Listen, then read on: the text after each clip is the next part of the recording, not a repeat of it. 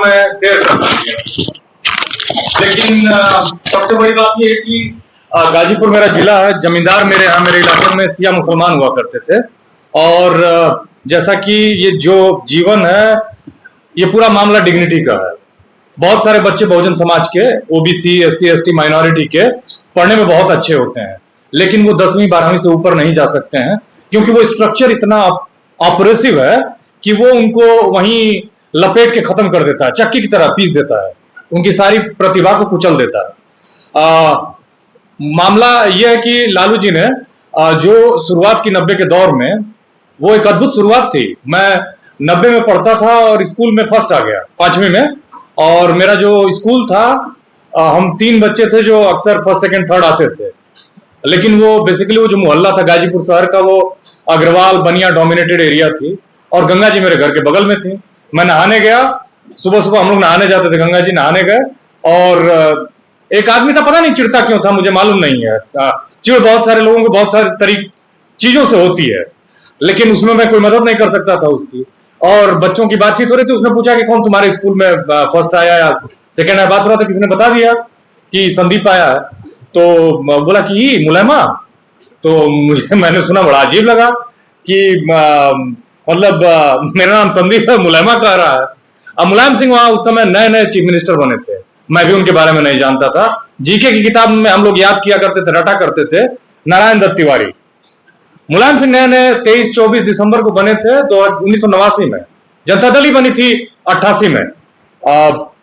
तो कुल मिला के मामला जो ये था ना, वो जो सरनेम था उस समय तक एक गाली की तरह था, क्योंकि मैं जब डिस्ट्रिक्ट स्कूल में आया तो मेरे स्कूल में उस समय मेरे सेक्शन में 150 बच्चे थे। लेकिन वही 10 साल में वो स्थिति इन संघर्षों की वजह से, चाहे वो लालू प्रसाद यादव जी रहे हो, वो ज्यादा मुखर थे, ज्यादा क्लियर थे।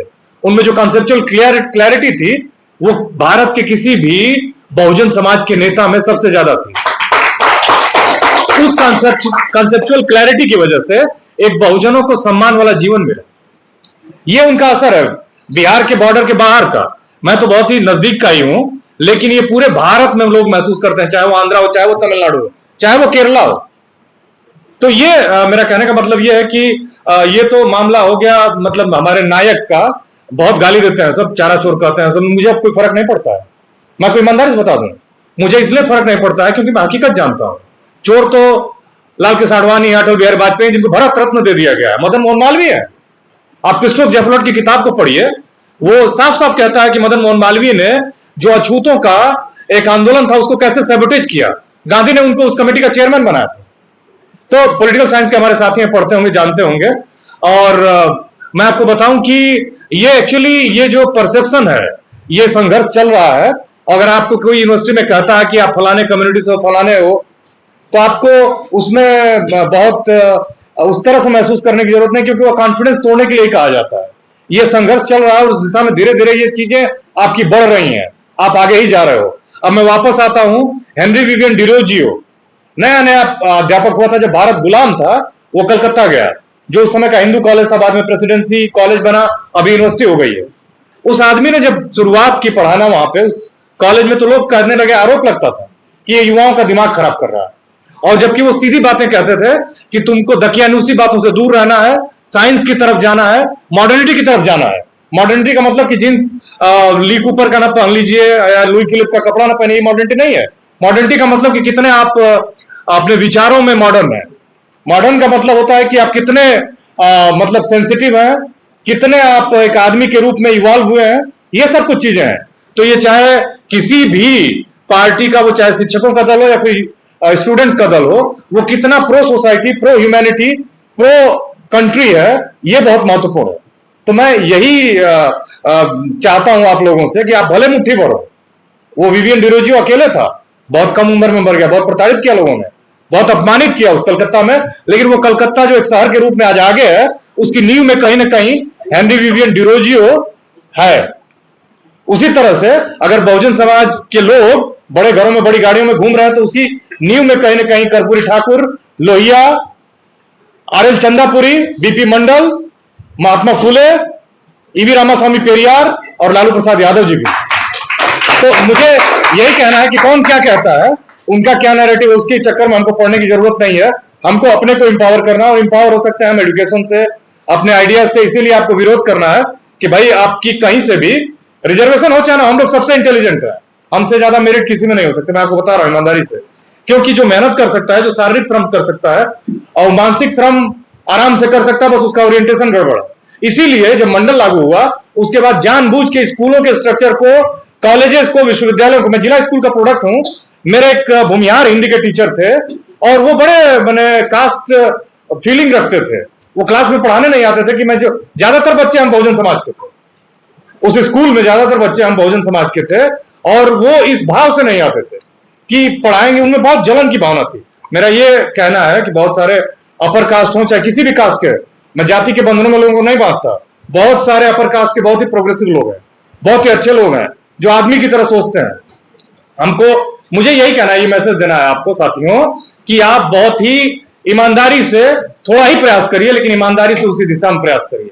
और ध्यान रखिए कि हर आपका वो काम, चाहे सोचने का तरीका, चाहे करने का, वो चाहे वोट डालने का, आप अगर सही दिशा में इंपावर कर रहे हैं अपने लोगों को, आपको भी फायदा पहुंचाएगा और पूरे जो लार्जर स्ट्रक्चर है उसको भी फायदा पहुंचाएगा। मैं 2-3 चीजों के साथ अपनी बात को खत्म करता हूं। मंडल कमीशन जब लागू हुआ 5% नौकरियों में रिप्रेजेंटेशन था, 5%, बढ़ के अभी भी केवल 22% है। आबादी बिहार ने दिखा दिया रास्ता, 63%। कहीं भी पूरे भारत में 60 से नीचे नहीं होगा, कहीं भी पूरे भारत में 60 से नीचे नहीं होगा, यह हकीकत है। उसी पे पहले डिबेट होती थी एनएसएसओ के सर्वे से, फलाने ढिमकाने की ये 40% है, 50% है। हकीकत 60% लोगों का 27% रिजर्वेशन है। क्रीम बनी नहीं, क्रीमी लेयर लागू है और उसकी वजह से 22% है। ग्रुप ए में 15 से 16% है। कैसे आप प्रभाव डालोगे यूनिवर्सिटीज में? प्रिंसिपल्स के अपॉइंटमेंट में, वाइस चांसलर्स के अपॉइंटमेंट में एनएफएस हो रहा है, कोई रिजर्वेशन नहीं। 43 सेंट्रल यूनिवर्सिटीज है, वीसी जाएगा नहीं, कहां से अपॉइंट करेगा अपने लोगों को? क्योंकि अब अपॉइंटमेंट्स कास्ट, क्लास और कम्युनिटी ओरिएंटेड हो रहे हैं। या तो ये सब सारी चीजें खत्म होनी चाहिए, या तो फिर हर कम्युनिटी को उसके हिसाब से हिस्सा बांट दो। सर सही कह रहे थे, 100% रिजर्वेशन होना चाहिए, लेकिन ये भी कोई मॉडल नहीं है। अब आप ये देखिए कि भारत की इतनी बड़ी आबादी, 140 करोड़ की आबादी में मुश्किल से 600-700 यूनिवर्सिटीज है पब्लिक। आपको पब्लिक यूनिवर्सिटीज के लिए लड़ना है। 24 लाख में आप देखे पढ़ लेंगे अशोका यूनिवर्सिटी में, जिंदल में अशोका की 24 लाख फी है। 8-8 लाख आप दे लेंगे। 8,000 रुपए दिल्ली यूनिवर्सिटी कितनी है सर? 12-13 हजार, 8,000 है। मतलब हमारे यहाँ दिल्ली विश्वविद्यालय सस्ता है, लेकिन हम लोगों ने यूनिवर्सिटीज पढ़ाई की, उस समय सेंट्रल यूनिवर्सिटीज की फी 120 रुपए थी। जेएनयू की भी ऐसे ही कुछ होगी, 180 है। फर्स्ट क्लास मिलने पे वो भी वापस हो जाता था। अमेरिका में 6,000 से ज्यादा यूनिवर्सिटीज हैं, प्राइवेट भी हैं, पब्लिक भी हैं। यूरोप के देशों में, छोटे छोटे देशों में बहुत संख्या में यूनिवर्सिटीज हैं, और वहां वो जो ह्यूमन डिग्निटी है, ह्यूमन रिसोर्स है, उसकी रिस्पेक्ट की जाती है। यहां तो मतलब ये स्थिति है कि सारे स्ट्रक्चर को जानबूझ के तोड़ा जा रहा है कि ये इंपावर्ड ना हो, ताकि हमारा प्रिविलेज, हमारी हेजेमनी, हमारा कब्जा बरकरार रहे। कब्जे के लिए चाहे कुछ भी खत्म हो जाए, देश खत्म हो जाए, लेकिन राष्ट्रवाद का वो नैरेटिव गढ़ा गया है, वो घुट्टी पिलाई जा रही है, और उसी धर्म की अफीम में लोगों की जिंदगियां तबाह की जा रही हैं। तो मेरा आपसे यही निवेदन है कि युवा के रूप में आपको क्रिटिकल थिंकिंग करनी होगी, सोचना होगा ईमानदारी से, और डिग्निटी के लिए खड़ा होना होगा, चाहे आप अकेले खड़ा रहिए।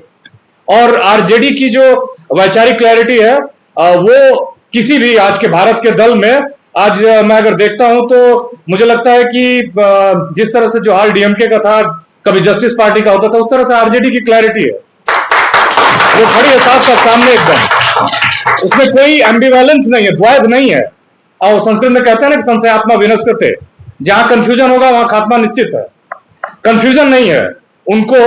हालांकि सारे जाति, धर्म और संप्रदायों की पार्टी है। मैंने कहा कि प्रगतिशील लोग जो हर तरह से परिवर्तन चाहते हैं, इंसानियत की जीत चाहते हैं, उनको बेसिकली जोड़ना होगा और इस विचार को आगे बढ़ाना होगा।